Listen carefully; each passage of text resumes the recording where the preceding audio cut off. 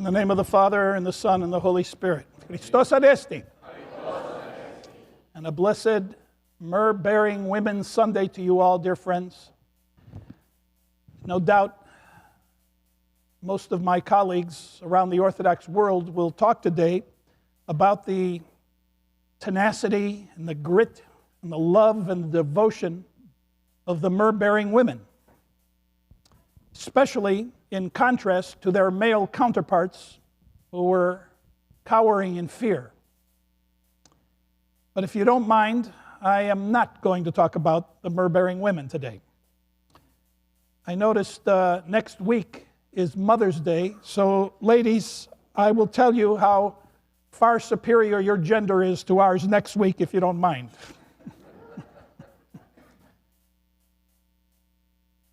But actually, besides being Myrrh-bearing Women's Sunday, the church also commemorates, in a secondary manner, two men, the lives of two men, secret disciples, Joseph of Arimathea and Nicodemus, or as they say in the Western branch of Christianity, Nicodemus. Two very highly respected men in ancient Israel. Both, believe it or not, were Pharisees. And if you recall, just a couple of weeks ago, I was telling you how the Pharisees and the religious leaders were Christ's greatest adversaries during his 3-year ministry. And not only that, not only were they Pharisees, but they were also members of a group, a council called the Sanhedrin. And it was the Sanhedrin, this very council, that devised a way to arrest Christ and to have him put to death. And just as a kind of a side note, the method that they used was so devious and so insidious. They took a religious issue and turned it into a political issue. So their immediate concern was that he was blaspheming. At least that's what they pretended, that was the issue, that he was blaspheming, making himself equal to God. But they didn't have a law. The Jews didn't have a law to put a man to death, and that was their agenda, to arrest him and just get rid of him altogether. So they had to appeal to the Roman government to find a way to have him put to death. So they didn't have it in their own law, so they went to Rome and they said, this man is claiming to be a king and he is threatening Caesar. By doing that, by making it a political, by turning a religious issue into a political issue, this is what happened. This is what they did. And I'll tell you something, friends. I see this thing still going on today. I hope I don't offend anybody, but I don't know. I just see people turning the things of the faith into politics, politicizing the things of the faith. It is so disturbing to me. I hate seeing that. A nun told me, you know, Paul, and I wasn't a priest at the time, she just wrote it to me. She gave me a book and she wrote in the book, or not, maybe she did tell me, I can't remember now. But she said, it's like a tenet of their faith that you have to be part of a political party. You have to be that or you're not a true Christian. It is so disgusting to me.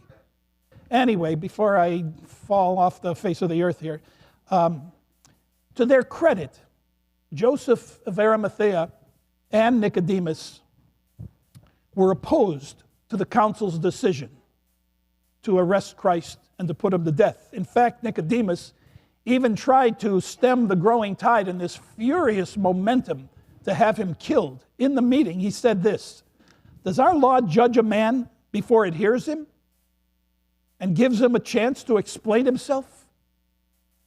But this was taken very lightly, and the chief priests and elders dismissed it altogether. And Joseph and Nicodemus were not able to push this thing too hard because the Jews had already said, if anyone proclaims Jesus as the Christ, he will be put out of the synagogue. And at this particular point in time, Joseph and Nicodemus were not ready and were not willing to risk everything and to take this radical step. And so they remained secret disciples.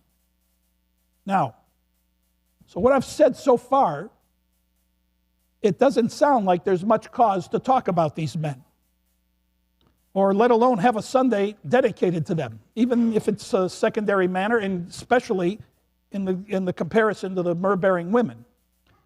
When the pressure was on, they wilted. The sin of faint-heartedness amidst pure pressure. But we have to be honest. Peer pressure can be an overwhelming thing. Who among us truthfully can say they've never succumbed to peer pressure? You know, when I was in the 3rd grade, I was a secret disciple of remainders. If this can make sense to you. 3rd grade, we had to learn remainders. And I just couldn't get it in division, you know, whatever. I'm not even going to get into it. But remainders. And I couldn't process it. And we had this teacher, Miss Osrin, and she commanded the class. She was tough. She was like a drill sergeant. And I pretended that I knew remainders because everyone else seemed to understand this thing, and I was just living a lie.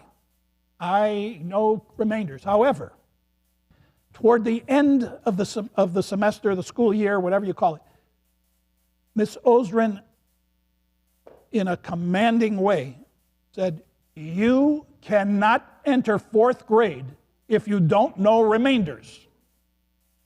And I was shuddering inside. And then she followed up by saying, "Is there anyone in this room that still doesn't know remainders?" I didn't want to repeat 3rd grade. So I sheepishly raised my hand. I took courage and raised my hand.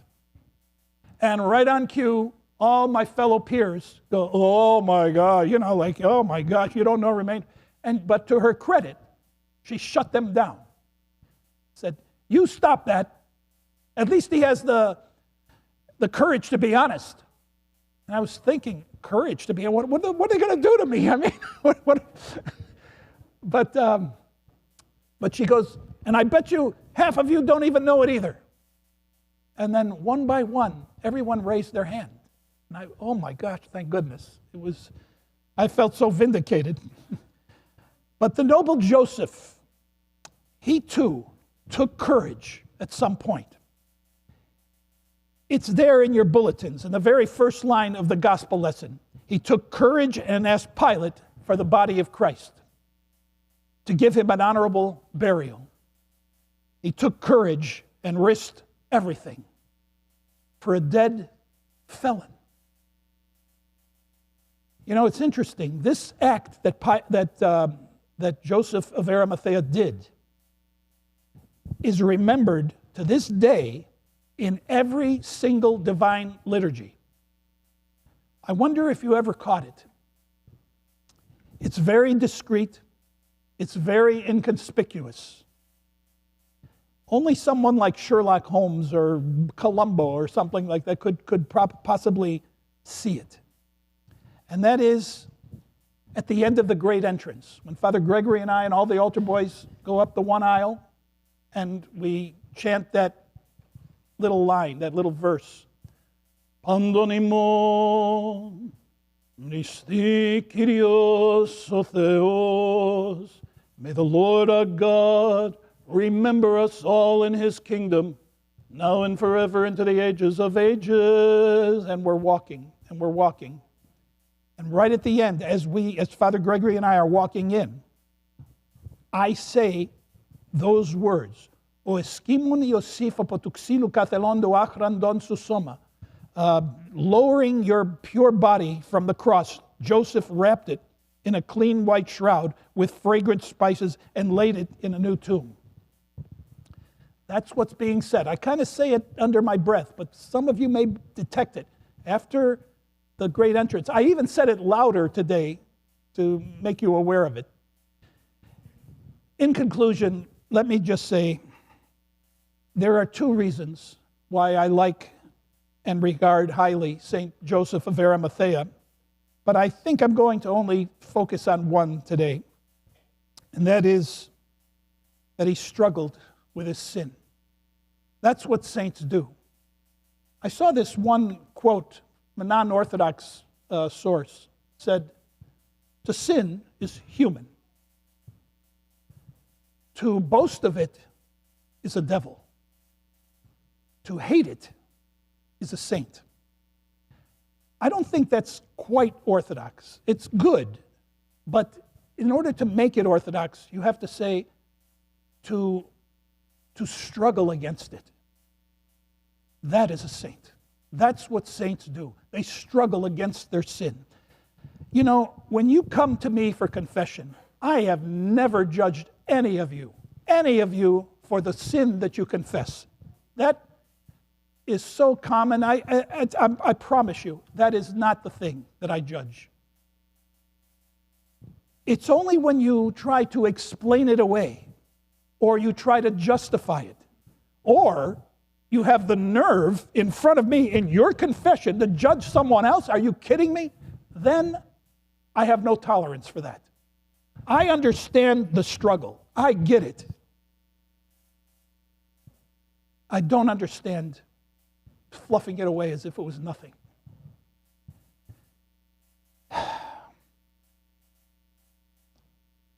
I am full of admiration for those who identify the sin and struggle. Even if you don't win right away, it's okay. Struggle. The Lord will give you victory. He'll give you courage like he did to Joseph, and then he'll give you the victory. Joseph of Arimathea went to war against his double life, against his hypocrisy, and the Lord gave him courage. Joseph offered him a narrow tomb, and the Lord gave him the expanse of paradise. Through the prayers of the noble Joseph, may we too find paradise, and may we deal tenderly, as he did, with the body of Christ, Mother Church. God bless you today.